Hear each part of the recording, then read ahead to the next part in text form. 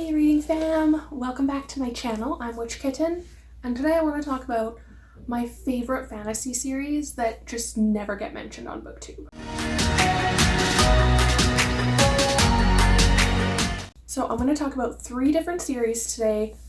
I feel like they just don't get the attention that they deserve, and I love them so much. They're a little bit older series. They're not like brand new releases, but I just have never really heard anyone talk about them on BookTube.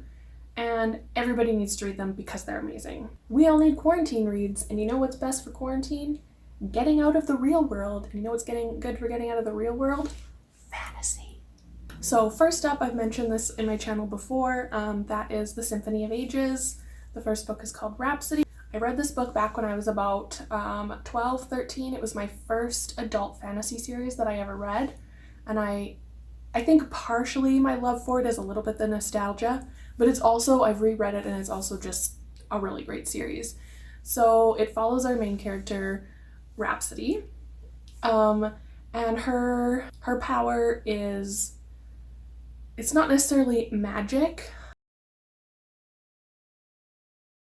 but it kind of has magical qualities, I guess you could say. So she's a singer and a namer, and so being a namer, she can kind of use her naming ability of someone or something's true name and her magical or musical abilities to kind of spin, whether it's like healing or, I don't want to give too much away, but to change things or like to make things kind of come about or work to her advantage. And right away, like first off in the book, we find out some of her naming abilities, and I don't want to tell you because I want you to discover it on your own, but it's so good. She runs into a pair of fellows. We have Ahmed the Snake, who is the world's greatest assassin, and his buddy Grunthor, who's this giant biracial stout fellow with like all weapons all over him that he names, and he is so endearing. I love Grunthor so much. She ends up running into these two, and they end up kind of going on this journey together, crossing time, centuries kind of into the future, but still in like our medieval fantasy, setting. There's wit, it's funny, there's romance, there's political intrigue, there's action, there's characters you just absolutely hate that are just ugh. Oh my gosh, the ride is absolutely amazing. Definitely pick it up and check it out. The next one has actually been getting more attention recently, and I'm so glad for that because I absolutely love this series and the author is amazing. He's so involved in the community, and that is Malice by John Gwynne. I read this at first a few years ago. I ended up finding it at my library and picked it up and was like, I don't know what this is, but for some reason I was kind of drawn to it, and so whatever, I was like, hey, we'll give this a try. And oh my god, it is so good. It's a thick book, but it doesn't feel that way when you're reading it. The chapters are kind of bite-sized, but in a good way. Like you don't feel like, oh, like this is overwhelming. It's not a slog of information. It's quick, it's fast-paced, you're always it's multi-perspective as well, so you have a bit of this guy's perspective and then a bit of this guy's perspective, and there's enough characters that it's interesting, but it's not overly complicated, like to compare to the Malazan books. I haven't actually read those, but my dad owns them and we've kind of chatted about them, and I might be joining in reading them with Mike when he does his read. I'll link his channel. You probably know about him. If you don't, go to his channel. And that's just like, it's very overly complicated in my opinion, but Malice is not.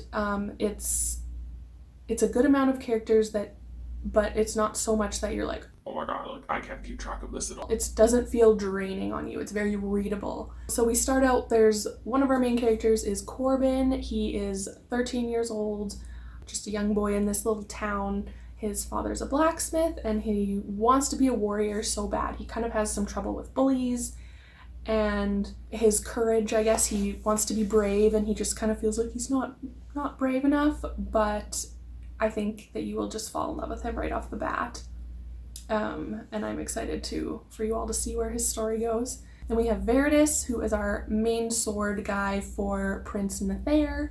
And Prince Nethair is kind of the heir to his father's throne, obviously, but he has some progressive ideas that maybe go against the grain. And Veridus is fiercely loyal, a great swordsmaster, and basically would do anything for Nethair. We have some not so good characters, which I think you kind of find out early enough in the book, but I don't want to spoil that too bad and go into too much detail. But these books are so action-packed. Like I said, with the bite-sized chapters, it could go from action, and then there's the world building, and there's all these different kingdoms kind of coming together, and things come to a head, and there's like ancient evil, and I love them so much. So much. As thick as they are, you will be surprised at how fast you fly through them. I am still shocked. I'm doing a reread of it right now, and I'm just so shocked at the readability. It's just compulsively readable. A kitten! Oh, a little kitten. And the last book, I need to do a reread of this series as well because it's been a long time, but it's definitely one I want to talk about. And this is also a female author, and her name is Sarah Douglas, and she wrote, so that's the Axis trilogy and the Wayfarer's Redemption. So Battle Axe is the first book, so there's like two trilogies. Follows Axis. He's like a bastard son. He has a half brother who is betrothed to this woman named Faraday, but Axis and Faraday end up kind of liking each other, and there's war breaking out, and this big magical demon-y guy that they have to, battle it out with, and he's wreaking havoc on everyone, and there's battle scenes and action and like intense, crazy, like magical things that happen. And I think you'll really like the characters and the character arcs. Plus, Axis is so fun. These books first came out in the 90s, so they're a little bit older as well, but they're so good. And I definitely recommend you give them a shot. So let me know if you've read any of these, what you think. If you are gonna read some of them, let me know if you liked my recommendations. I just feel like sometimes we can get caught up in the popular and like the new on BookTube, and I want to try and, for my channel at least, not necessarily always stick to what's new and popular. Like I want to just talk about what's really good quality, the quality of things over the new toy. Let me know if there's any series that you think I should check out that are worth a read, and I would love to do that. Fantasy is my favorite genre by far, and as much as I try to branch out here and there when I can, I always find myself coming back to fantasy because it just has this warm, fuzzy, I just love reading fantasy. There's something about being taken on an adventure to a world that is not our own, that maybe you want to become, immerse yourself in, and getting to know the lore and the customs and the characters in these worlds. There's just nothing better than that. I don't need to wear glasses, but I like to wear them when I read because it helps my eyes,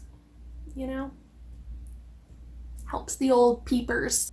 Have a great weekend, everyone, and enjoy the great weather. It is beautiful where I am. I hope it's beautiful for you too, so you can get outside and get some fresh air. Maybe read on your deck. Go sit under a tree, social distance, and read.